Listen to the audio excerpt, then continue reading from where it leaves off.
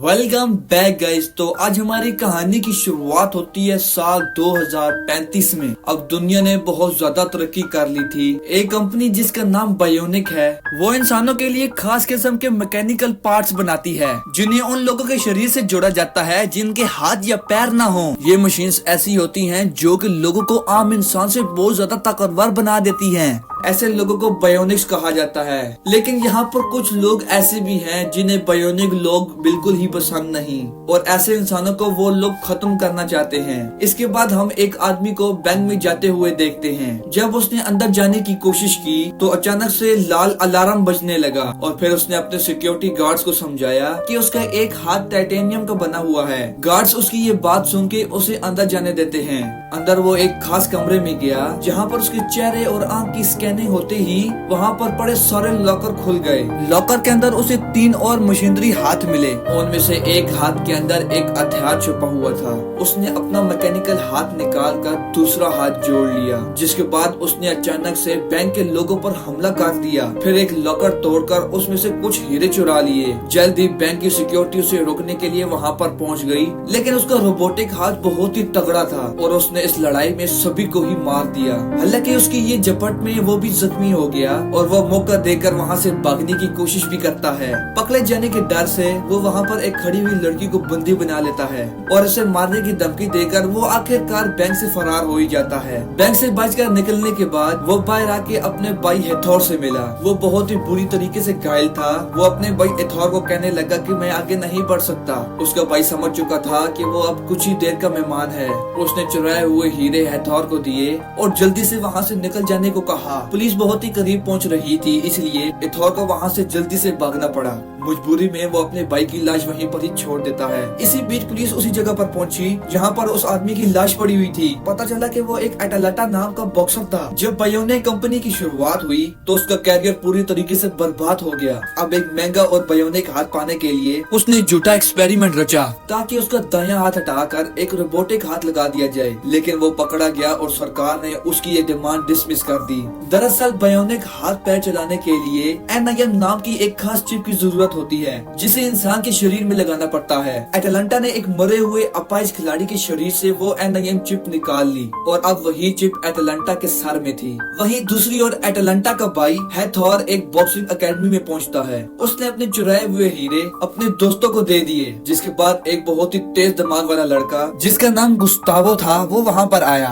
हेथोर ने गुस्तावो से पूछा कि आखिर वो इनके साथ क्यों जुड़ना चाहता है, जिस पर गुस्तावो ने जवाब दिया कि वो मौजूदा हालातों से बहुत ही तंग आ चुका है और कुछ बदलना चाहता है। इसके बाद गुस्तावो ने हीरो की जांच की और उसने हेथोर को बताया कि उनको $500 मिलियन तो मिल ही जाएंगे, लेकिन जो इनकी टीम में हैकर्स काम कर रहे थे वो तो इनसे $1 मिलियन की मांग कर रहे थे। हेथोर को इसकी ज्यादा चिंता नहीं थी। वो कहने लगा कि वो खुद बायोनिक हाथ पैर बना सकता है, जैसा कि उसने अपने भाई एटालांटा के लिए बनाया था, मगर वो इस बार इस हाथ को अलग तरीके से बनाएगा। उन्हें अब किसी और के सहारे की जरूरत नहीं। गुस्तावो ने बताया कि वो किसी को जानता है जो तुम्हारी मदद कर सकता है। इसके बाद वो दोनों मिलकर गुस्तावो की बहन मारिया से मिलने एक सुनसान स्टेडियम में पहुंचे। वो एक लॉन्ग जंप प्लेयर थी जो कि वर्ल्ड चैंपियन बनना चाहती थी। उसकी माँ भी इस गेम की चैंपियन रह चुकी है। बचपन से ही मारिया इसके लिए ट्रेनिंग कर रही थी ताकि वो एक दिन अपनी माँ का रिकॉर्ड तोड़ सके, लेकिन मारिया की बहन गैबी ने एक रोबोट दायां पैर लगवा लिया और उसकी माँ की रिकॉर्ड को बड़ी आसानी से तोड़ दिया। इतना लॉन्ग जंप करना किसी इंसान की बस की बात तो है ही नहीं। गैबी की पावर से इम्प्रेस होकर और भी इंसान बायोनिक लेग और हाथ पैर लगवाने लगे थे, जिनसे उनकी ताकत और रफ्तार बहुत ही ज्यादा होने लगी थी, लेकिन मारिया जैसे नॉर्मल खिलाड़ियों को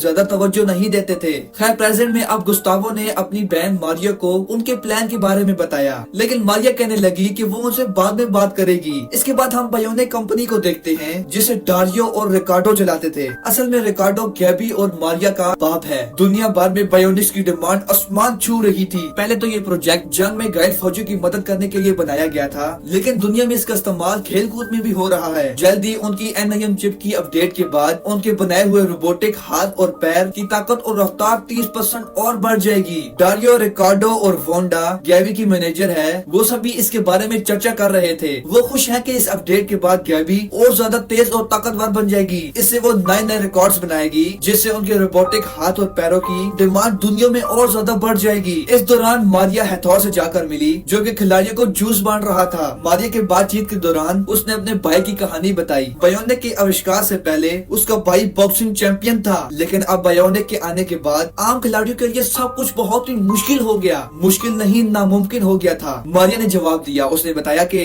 कई सारे इंजेक्शन लेने पड़ते हैं ताकि वो बायोनिक एथलीट्स का सिर्फ मुकाबला कर सके। उनसे जीतना तो बहुत ही दूर की बात है। हैथोर ने सुझाव दिया कि तुम भी बायोनिक क्यों नहीं बन जाती। उसे पूरा यकीन था कि वो सबसे बेहतर जरूर बन जाएगी, उसे कोई नहीं हरा पाएगा। उस रात मारिया ने एक एड देखी जिसमें उसकी बहन गैबी थी। ये देखकर उसे बहुत ही जलन महसूस हुई कि गैबी ने ये सब कुछ मेहनत से नहीं बल्कि अपनी रोबोटिक टांग से किया था। जब वो घर पहुंची तो उसने देखा कि उसका पिता रिकार्डो और उसकी बहन गैबी एक पार्टी रख के बैठे हुए थे, जिसमें गैबी की सफलता का जश्न मनाया जा रहा था। जब गैबी ने मारिया से बातचीत की तो उनमें छोटी सी बहस छिड़ गई। गैबी कहने लगी कि मारिया हमेशा से उससे जलन महसूस करती है, जिस पर मारिया ने तीखा जवाब दिया कि अगर पापा ना होता ना तो तुम पहले की तरह रगड़े खा रही होती। लेकिन गैबी इस बात पर अड़ी रही कि मैं तुमसे आगे निकल रही हूँ ना, इसलिए तुमसे सहन नहीं हो रहा। रिकार्डो ने बीच बचाव करने की कोशिश की, मगर मारिया का गुस्सा अंदर से फूट पड़ा। वो सबके सामने बोल पड़ी कि दुनिया कितनी बदल गई है। बायोनिक खिलाड़ी उनसे दुगना कूदने लगे तो कोई आम खिलाड़ियों को क्यों देखेगा।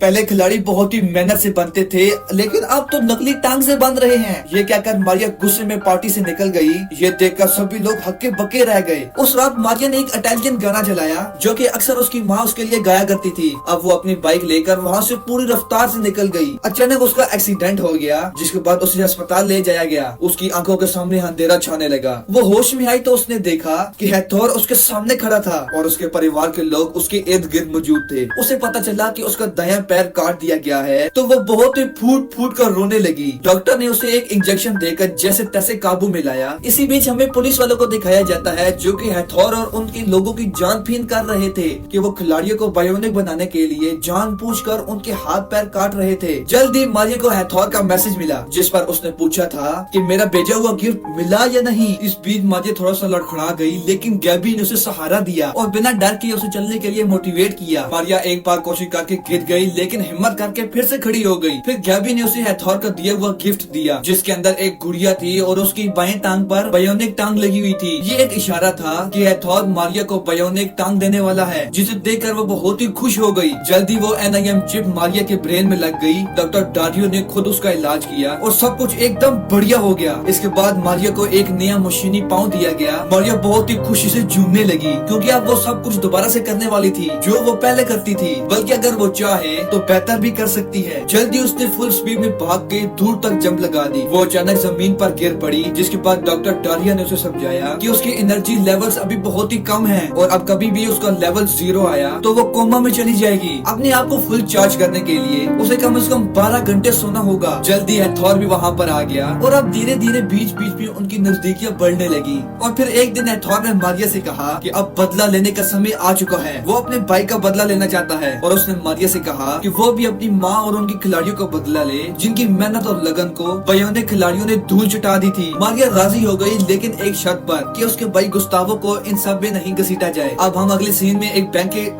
सीन में बैंक के ट्रक को दिखाया जाता है जो कि बहुत सारा पैसा लेकर जा रहा था। मारिया ने हैथोर की टीम के साथ मिलकर उस ट्रक का एक्सीडेंट करवा दिया, जिससे उसके अंदर बैठे हुए गार्ड्स बहुत ही बुरी तरीके से घायल हो गए। जल्दी मारिया ने वहाँ पर स्मोक बॉम्ब्स फेंक दिए ताकि गार्ड्स बाहर निकलने के लिए मजबूर हो जाएं। लेकिन तभी अचानक हैथोर ने उनमें से एक गार्ड को मार डाला और ये देखते ही मारिया चौंक गई। पुलिस करीब आ रही थी, इसलिए वो सब जल्दी से पैसे लेकर वहाँ से भाग निकले। अपने अड्डे पर पहुँचने के बाद मारिया हैथोर पर गुस्सा हो गई। वो चिल्लाने लगी कि ये तो बदला लेने का कोई तरीका नहीं है, जिस पर हैथोर ने उसे समझाया कि उसे मारना जरूरी था, क्योंकि उस गार्ड ने मारिया का चेहरा देख लिया था। कहने लगा कि हमें जीतने के लिए कुछ खोना तो पड़ता है और तुमसे बेहतर इस बात को कौन जान सकता है। तभी मारिया ने देखा कि उसका भाई गुस्तावो भी वहाँ पर मौजूद था। वो हैथोर पर चिल्लाने लगी कि तूने वादा किया था कि इसे सबसे दूर रखेगा, लेकिन हैथोर ने मुस्कुरा कर कहा कि ये पूरा प्लान ही तो इस लड़के का था। मास्टर माइंड ये अपना भाई लोग है। अब उन्होंने हैकर्स को देने के लिए पूरा पैसा इकट्ठा कर लिया ताकि उन्हें NIM चिप्स की अगली डिलीवरी के बारे में पहले से ही पता चल जाए। उनका प्लान अब उनके 10 एथलीट्स पर हमला करने का था, जो कि अगले कुछ समय में बायोनिक बनने वाले हैं। अब मारिया को ये सब ठीक नहीं लग रहा था और अब वो गुस्तावो को लेकर वहाँ से निकलना चाहती थी, लेकिन गुस्तावो कहने लगा कि ये तो बस शुरुआत है, आगे आगे देखो होता है क्या, और अब मैं तो यहीं पर रहकर इस पूरे सिस्टम से लड़ना चाहता हूँ। उसकी ये बातें सुनकर मारिया वहाँ से डर के चली गई। जल्दी पुलिस उस ट्रक वाली जगह पर पहुंच गई और बचे हुए गार्ड से पूछताछ की और उन्हें पता चला हमला करने वालों में उन दोनों में से एक के पास बायोनिक पाँव था। इससे पुलिस को शक हो गया कि शायद मारिया भी इस सब में शामिल है। लेकिन लेडी ऑफिसर अब भी यही सोच रही थी कि ये हमलावर कैमरा के सामने आने का रिस्क क्यों लेंगे। इसके बाद मारिया के एक्सीडेंट की फुटेज उन लोगों ने एक बार फिर से चेक की। इधर मारिया सोच में पड़ी हुई थी कि आखिर उसकी जिंदगी में ये सब क्या हो रहा है। अगली सुबह उसकी बहन गैबी उसके पास आई और उसके बायोनिक पैर को देखकर पूछा कि सब कुछ सही है ना। तभी उनके पिता रिकार्डो वहाँ पर आकर कहने लगे कि इस बार के कंपटीशन में उनके घर से 2 एथलीट्स निकलेंगे, मारिया और गैबी, ये दोनों हिस्सा लेंगे। और उन्होंने बताया कि बायोना कंपनी मारिया को स्पॉन्सर करने के लिए तैयार है। जिस उनका मारिया तो बहुत ही खुश हुई, लेकिन गैबी इतनी खुश नहीं दिख रही थी। दूसरी तरफ एक पुलिस वाला गैबी से बात करने के लिए स्टेडियम में आया और उसके हाथ पर एथोर का टैटू देखकर वो चौंक गया। वहीं दूसरी ओर मारिया और गैबी के बीच ट्रेनिंग के दौरान तनाव और ज्यादा बढ़ने लगा। पुलिस वाले ने बीच में आने की कोशिश की, लेकिन मारिया ने अपने बायोनिक पैर से उस पर वार करके उसे जमीन पर गिरा दिया। इसके बाद उन्होंने ऑफिसर से पूछा कि क्या उन्होंने उसका एक्सीडेंट करके भागने वाले इंसान को पकड़ लिया, और ऑफिसर ने कहा कि नहीं। फिर गुस्से में मारिया उसे अपना काम ढंग से करने की हिदायत देकर वहाँ से चली जाती है। जल्दी उस पुलिस वाले ने रिकार्डो के परिवार से बात की। ऑफिसर ने बताया कि मारिया का एक्सीडेंट करने वाली गाड़ी तो गायब हो चुकी, लेकिन उस गाड़ी का नंबर एक ऐसे आदमी के नाम पर है जो कि जिंदा तो है ही, और उसने हादसे से पहले ही पुलिस को फोन करके बता दिया था। लेकिन जैसे ही उसने एथोर के बारे में बातचीत शुरू की तो गुस्तावो ने चिढ़कर ऑफिसर से कहा कि एथोर को इन सब में बिना बात के घसीटने की कोशिश बिल्कुल मत करना। अगले दिन गुस्तावो ने एथोर को बताया कि पुलिस अब मारिया पर नजर रख रही है। गैबी जो कि उनकी बातों को सुन रही थी, वो इस बारे में और जानकारी इकट्ठा करने के लिए कोशिश करने लगी। जब उसने पुलिस को की गई कॉल रिकॉर्डिंग सुनी तो उसमें उसकी माँ का खास इटालियन गाना बैकग्राउंड में चल रहा था। पुलिस वाले ने बताया कि एक्सीडेंट से पहले ही कॉल कर दी गई थी। इसका मतलब ये था कि मारिया पहले से ही अपना एक्सीडेंट करवाने के लिए उस इंसान से मिली हुई थी। गैबी समझ गई कि मारिया ने अपना एक्सीडेंट जानबूझकर करवाया ताकि वो भी बायोनिक बन सके। खैर कंपटीशन वाले दिन गैबी ने 16.78 मीटर का एक नया रिकॉर्ड बना दिया, लेकिन मारियो ने छलांग लगाई और उसने उससे भी बड़ा रिकॉर्ड बना दिया।